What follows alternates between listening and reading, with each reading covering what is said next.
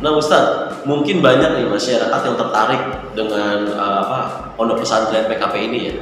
Nah, kalau boleh tahu nih, berapa sih biaya masuk ke pondok pesantren ini Ustadz?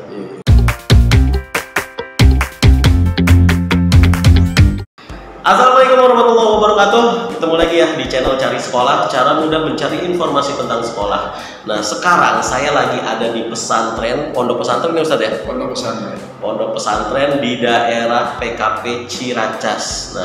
Nah sekarang saya udah bersama dengan Ustadz Syarif Hidayatullah. Ustadz Syarif Hidayatullah ya. Saya panggil Ustadz Syarif aja Ustadz. Ya, Nah Ustadz ini sebagai apa nih Pak Ustadz di pondok pesantren ini? ya, kebetulan saya dipercayakan oleh yayasan sebagai kepala MTS pesantrennya. Oh gitu, kepala MTS pesantren ya? Kepala MTS pesantren. Oh gitu, ya. Sekaligus sebagai kepala pengasuhan. Kepala bagi santri anak. Oh gitu. Nah di sini ini kan di PKP Ciracas ini ada dua gedung ya Ustaz ya? Betul. Ada gedung yang saat ini kita nih di gedung apa nih Ustaz? Sekarang ini kita berada di gedung Asrama Putra. Asrama Putra. Satu lagi gedung di sana itu Asrama Putri. Asrama Putri ya. Jadi misah ya Ustaz ya? Bisa. Ya. Oke. Nah kalau untuk pondok pesantren ini sendiri Ustaz, itu historinya gimana sih Ustaz? Ya, sebenarnya pondok PKP itu sendiri kan berdiri sejak tahun 1976. 1976. Atas keinginan dari pembina PKP atau pendiri PKP, ya salah satunya yaitu Bapak Kiai Kafrawi MA. Gitu. Beliau menginginkan agar di PKP ini ada pondok pesantren. Oh gitu. Iya, pondok pesantren. Dan alhamdulillah keinginan itu tercetus pada tahun 2019. Nah Ustadz di sini itu untuk jenjang memang mulai dari MTS ya atau SMP ya Ustadz ya? Iya. Oh gitu, SMP dan SMA. Iya. Nah Ustadz Syarif, kalau keunggulannya apa sih di pesantren ini Ustadz? Ya baik. Jadi memang PKP ini sebetulnya keunggulannya itu kita memiliki ciri khas ke-PKP-an itu yang paling inti. Ya, apa tuh ciri khas kepada? Ya kita punya budaya sendiri yang memang budaya itu tidak atau berbeda dengan pondok-pondok pesantren lainnya. Satu sisi nilai-nilai kognitif itu juga menjadi sebuah sasaran kita, tetapi yang terpenting dari proses pembelajaran itu adalah bagaimana kita membentuk nilai-nilai akhlakul karimah. Karena itu Pak Ali, pesantren kita ini keunggulannya yang pertama kelulusannya itu mereka mampu memiliki kemampuan bahasa Arab, kemudian bahasa Inggris, kemudian yang kedua mereka juga mampu membaca kitab kuning. Ini kan di pesantren-pesantren kan yang modern itu jarang ya, jarang diadakan pembelajaran sifat kuning, kitab kuning. Walaupun ada barangkali hanya sifatnya formalitas ya. Tapi kalau di kita ini itu salah satu brand kita. Kemudian tahfiz Quran. Untuk anak boarding, anak tingkat SLTA, mereka harus mampu menghafal minimal 3 juz Quran. Sedangkan anak SMP atau MTS, mereka diharapkan memiliki kemampuan menghafal 6 juz. Oh gitu. Nah Ustadz, apa sih keuntungannya kalau misalkan nanti masyarakat daftar ke pesantren ini? Kita melihat pendidikan itu kan sekarang sudah bukan lagi kewajiban ya. Betul. Di samping kewajiban, pendidikan ini sudah menjadi sebuah kebutuhan bagi masyarakat.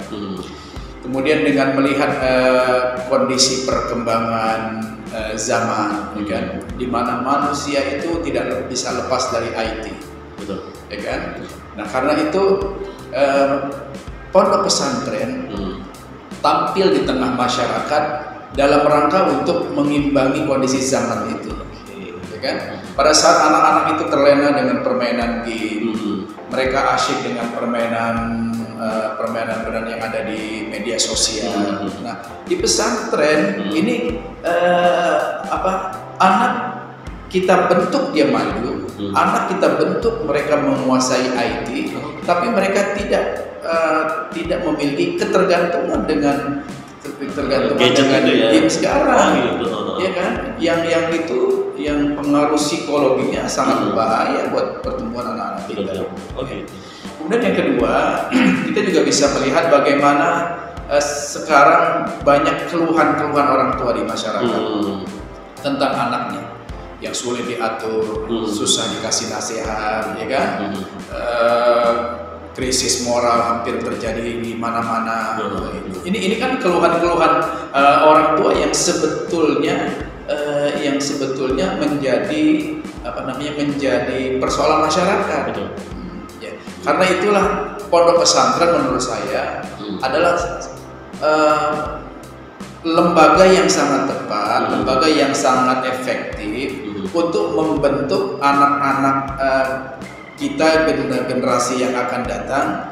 Mereka memiliki skill pengetahuan yang bagus, tetapi yang paling penting Pak Ali adalah akhlakul karimah, gitu. Karena di pesantren ini kan kita lakukan satu kebiasaan. Sholat 5 waktu harus berjamaah, ya. Bangun tahajud di tengah malam, ya kan? Baca Quran, murojaah, belajar di tengah malam, kedisiplinan. Pada saat mereka melakukan kesalahan kita ingatkan, ya. Jadi akhlakul karimahnya diterapkan banget di sini, gitu lah. Dan satu lagi, ibaratnya walaupun pesantren, tapi anak nggak gaptek ya Pak ya? Oh enggak. Kita di sini kan memiliki sarana prasarana yang komplit, ya. Kita punya lab yang bagus, yang sudah representatif, ya. Dan kita juga mengikuti IT, perkembangan IT. Semua itu diperkenalkan kepada anak-anak kita. Oh gitu. Nah Ustadz, kalau di sini fasilitasnya apa sih Ustadz? Kalau berbicara tentang fasilitas, PKP ini saya yakin sudah menjadi sebuah lembaga pendidikan yang unggul dari sisi sarana prasarana, ya. Kemudian yang kedua, pesantren kita ini memiliki tower 12 lantai. Pesantren ini ya? Pesantren kita ini, asrama kita ini dengan 12 lantai, dengan kapasitas kurang lebih 2.000 santri. 2.000 santri? Betul, 2.000 santri. Tangganya dengan lift, ya. Ini saya yakin kayaknya pondok pesantren jarang kayaknya Pak Ali yang sudah dengan kondisi sarana prasarana yang menurut saya sudah bagus. Kemudian yang kedua, kita juga memiliki lingkungan yang asri dengan luas tanah 18 hektar, ya kan? Pak Ali bisa melihat bagaimana pada saat kita mulai masuk. View-nya juga ada danau ya? Betul, ya ada danaunya. Anak juga menjadi betah lah insya Allah, ya. Nah Ustadz, mungkin banyak nih masyarakat yang tertarik dengan pondok pesantren PKP ini ya. Nah, kalau boleh tahu nih, berapa sih biaya masuk ke pondok pesantren ini Ustadz? Ya, kadang juga orang itu Pak Ali bilang ini PKP ini kan towernya sampai 12 lantai. Bahkan ada yang bilang, ini towernya bener nggak sih Pak? Ini apa gambar doang? Dan pasti biayanya mahal. Ya kalau menurut saya, kalau bicara biaya itu kan sangat-sangat relatif Pak. Tapi kalau saya lihat pondok pesantren modern PKP ini, kalau kita mau lihat levelnya dengan pesantren-pesantren yang lain, kita termasuk pondok pesantren yang biayanya sangat terjangkau dengan masyarakat. Contohnya MTS, ya kan? MTS itu hanya 13 jutaan. 13 jutaan untuk uang masuknya ya? Untuk uang masuk. Oh gitu. Itu sudah formulir, sudah uang pangkal, sudah SPP, sudah kegiatan awal tahun, sudah mendapat perlengkapan baju seragam, perlengkapan baju kebutuhan sekolah, ya kan? Dan sudah termasuk kegiatan dalam 1 tahun. Oh gitu, 13 juta itu? 13 juta. Oh gitu, kisaran ya 13 juta ya? Kisarannya 13 juta, sama dengan MA. Karena memang tahun depan kita akan membuka aliyah. Oh aliyah ada lagi? Insya Allah tahun depan ini. Nah untuk SMA-nya, untuk anak-anak, kalau kita di sini memanggilnya Pak Ali anak SMA, anak boarding. Oh, oke. Kalau anak MTS kita panggil mereka anak pesantren. Oh, anak pesantren, oh gitu. Sama-sama santri kan. Iya.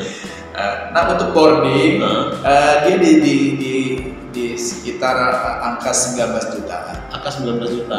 Untuk ya. boarding itu yang SMA ya? Untuk anak SMA-nya. Oh gitu. Iya. Kenapa anak SMA lebih mahal? Karena memang SMA ini sudah termasuk SMA PKP ini sudah termasuk sekolah favorit. Oh gitu. Memang kualitasnya sudah sangat-sangat terkenal khususnya di DKI Jakarta ya. Jadi karena memang brandnya, karena memang brandnya sudah bagus, alumninya juga yang masuk ke perguruan tingginya juga sudah luar biasa. Banyak ya. Sudah banyak yang diterima di perguruan tinggi negeri, maka memang boarding agak lebih mahal sedikit. Masyarakat bisa memilih nggak antara misalkan nanti kan ada MA, MA udah pasti dia lebih murah dong? Nggak, murah. Atau dia masuk SMA? Kan kalau misalkan, oke lah, anggap SMA boarding itu 19 juta. Iya. Nah nanti ketika MA muncul, itu biayanya 19 juta juga? 13 juta. Oh 13 juta? 13 juta. Oh gitu. Beda. Nah nanti gini, ketika masyarakat masuk ke sini dan dia memilih, gitu. Karena misalkan MA lebih murah, saya mau ambil MA aja deh. Iya silakan. Nggak masalah. Nggak masalah. Nah, gitu. Terus kan pertanyaannya kenapa lebih murah gitu kan? Kenapa lebih murah? Kenapa lebih murah? Karena memang yang pertama MA ini atau aliyah ini merupakan pendidikan lanjutan dari MTS. Jadi memang mereka juga pasarnya juga kan tertentu. Oh gitu. Dan yang kedua, aliyah ini terbilang sebagai lembaga yang baru. Karena lembaga yang baru, kita tidak terlalu butuh biaya yang tinggi. Sangat-sangat terjangkau oleh masyarakat. Nah yang saya lupa nanyain tadi, biaya per bulannya itu berapa Ustaz? SPP ya? SPP. Ya, untuk SPP itu untuk MTS dan aliyah 1.950.000. 1.950.000. Sama ya antara MTS dan aliyah? MTS sama aliyah sama. Sama. Begitu. Kalau SMA itu di 2.100.000. 2.100.000. Jadi biaya SPP ini buat apa gitu kan? Yang pertama biaya SPP yang jumlahnya 1,9 dan 2,1 itu yang pertama untuk biaya pembelajaran full day. Yang kedua untuk pembiayaan pembelajaran pengasuhan pesantren. Kemudian mereka dapat makan 3 kali sehari. Jadi udah ikut makan tuh kali. Oh gitu. Jadi biaya yang per bulan itu udah ikut makan. Ikut makan. Oke. Dan yang keempat mereka juga sudah mendapatkan fasilitas laundry. Oh gitu. Jadi nggak ada di sini nggak ada yang nyuci sendiri ya. Oh gitu. Nggak usah nyuci, nggak usah neriska. Pokoknya anaknya udah fokus belajar ya. Oh gitu. Dengan angka biaya yang menurut saya dengan kondisi PKP seperti ini ya sangat terjangkau lah ya. Terjangkau lah masyarakat DKI khususnya. Betul. Oke. Nah Ustaz, bagi masyarakat yang mau daftar ke sini, ini syaratnya apa aja Ustaz? Ya kalau mereka MTS, mereka tentu sudah lulus SD kan atau MI kan, itu pastilah. Jadi persyaratan secara administrasi itu seperti persyaratan-persyaratan sekolah lainnya ya. Oh gitu. Hanya kalau teknis barangkali ya Pak ya. Teknis pendaftaran itu kita buka 2 opsi. 2 opsi, oke. Yang pertama bisa langsung mendaftar secara offline ke sini ya. Kemarin mereka survei, biasanya mereka melihat sarana, fasilitas, lingkungan, ya kan. Alamatnya ada di sini. Ya, alamatnya ada ya. Kemudian kalau yang kedua kita juga membuka online. Online. Oh gitu. Jadi online juga bisa. Nanti kita akan sampaikan websitenya. Ada di sini ya. Atau saya juga taruh di deskripsi ya. Jadi bagi Anda yang berminat, Anda bisa langsung lihat di deskripsi. Itu semua informasinya lengkap. Nah Ustadz, mungkin ada masukan nih buat masyarakat yang memang masih bingung untuk mempesantrenkan anaknya. Kira-kira ada nggak Ustadz? Ya baik. kepada masyarakat saya ingin menyampaikan bahwa anak kita adalah harta yang sangat berharga. Anak kita adalah investasi untuk masa depannya dan masa depan kita serta masa depan umat. Jangan pernah salah memilih untuk memberikan pendidikan yang bagus, yang baik, dan tentunya yang betul-betul bisa menghantarkan mereka menjadi manusia yang sempurna, manusia yang memiliki ilmu pengetahuan, berwawasan luas, kemampuan menguasai teknologi, dan yang paling penting adalah mereka memiliki akhlakul karim. Oke Ustaz, terima kasih ya atas waktunya. Mudah-mudahan video ini bermanfaat ya buat masyarakat sekitar. Jadi siapa tahu ada masyarakat yang ingin menyekolahkan atau mempesantrenkan putra-putrinya ke sekolah pesantren ini ya. Oke pemirsa, kita ketemu lagi ya dengan video-video berikutnya. Jadi jangan lupa dukung terus channel ini dengan cara klik like, komen, dan klik subscribe. Terima kasih atas perhatiannya. Wassalamualaikum warahmatullahi wabarakatuh. Waalaikumsalam.